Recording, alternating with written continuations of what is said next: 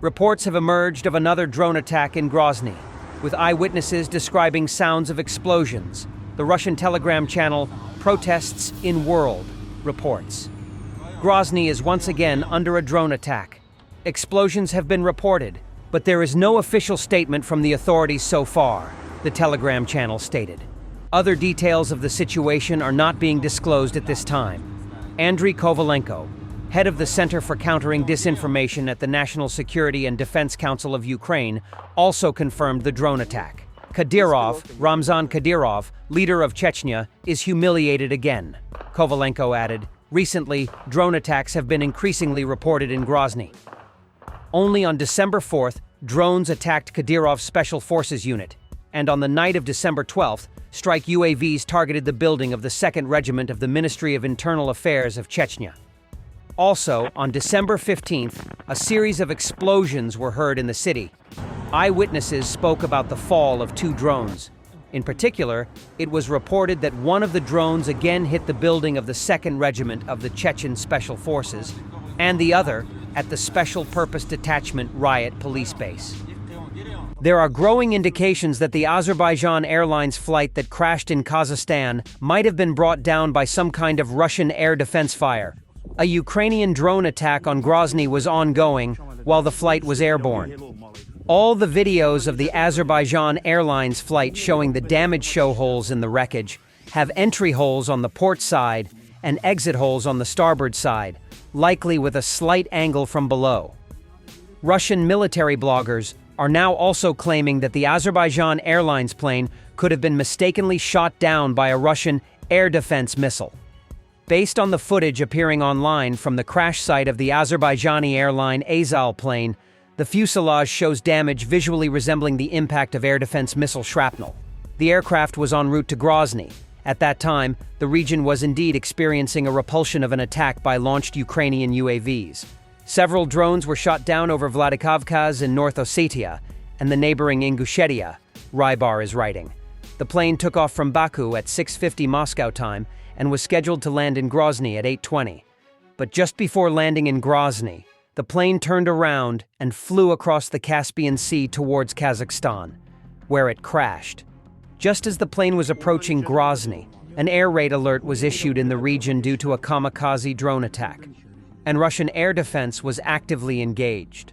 The tail section of the plane survived the crash, and witnesses were able to capture on videos damage on the tail that is typical of fragments from air defense missiles. Some passengers have already managed to give short testimonies and comment on what happened.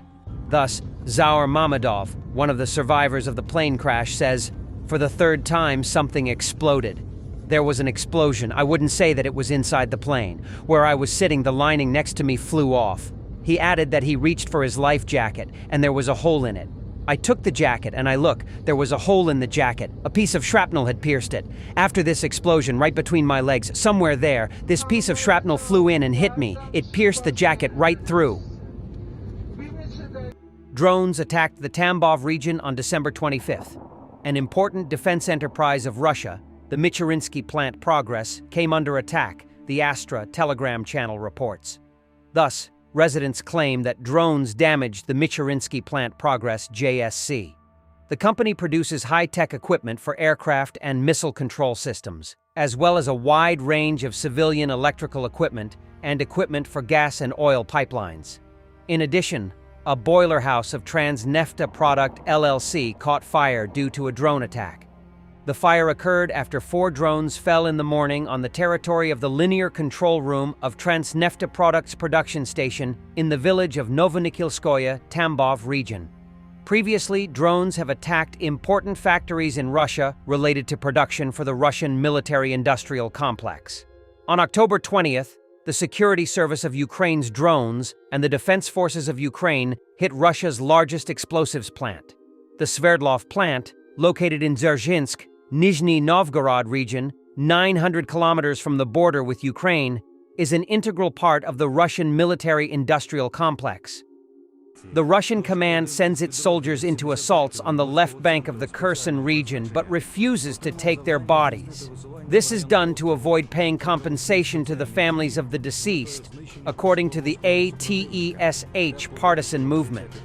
Agents of the ATESH movement within the Russian armed forces report the lawlessness of the command of the 61st Naval Infantry Brigade on the left bank of the Kherson region.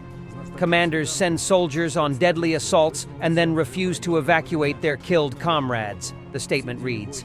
After one such assault, where more than half of the company was killed, the command refused to take the bodies of its deceased subordinates. It is noted that this is done on orders from higher command to avoid paying compensation to the families of the dead. Officially, soldiers who died on the islands in the Kherson region are listed as missing in action. Surviving soldiers are clashing with their commanders, questioning why their comrades' bodies are left behind while boats continue to travel empty. The situation is worsened by the cynical behavior of the commanders. Partisans report that, amid losses and such treatment, conflicts with the command are escalating, and incidents of sabotage and subversion among soldiers are increasing. Previously, partisans reported that Russian forces suffered heavy losses during assaults on the right bank of the Kherson region. However, attempts to break through to the right bank continue. Russia's massive shelling of Ukraine on Christmas is a brutal attack.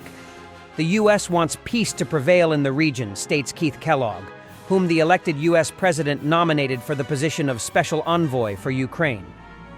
Christmas should be a time of peace, yet Ukraine was brutally attacked on Christmas Day. Launching large-scale missile and drone attacks on the day of the Lord's birth is wrong, Kellogg emphasized. He added that the whole world is closely watching the actions of Russia and Ukraine. Meanwhile, the U.S. is firmly committed to establishing peace in the region. Head of the Office of the President of Ukraine, Andriy Yermak, thanked Kellogg for his honest, human position. Russia's shelling of civilian infrastructure on Christmas is especially cynical.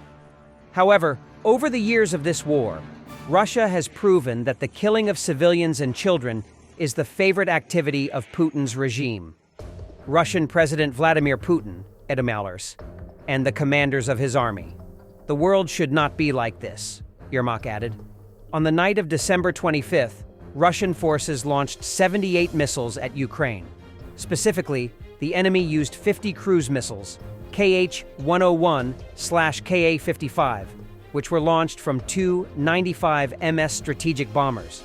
Additionally, the Russian army attempted to attack Ukraine using 106 strike drones. Overall, Ukrainian defenders managed to shoot down 59 missiles and 54 strike drones. Another 52 drones failed to reach their targets and were lost due to location-based issues.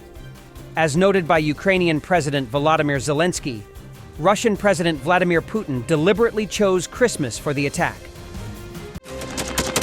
Thanks for watching, and don't forget to subscribe. Also, if you want to support Warthog Defense, please become our member and get early access to new videos, exclusive members-only videos, and become administrator in comment section. The membership link is in the description. Every day. We had a guy last week at 6 rescues in 6 days. You know, he's doing the job every day.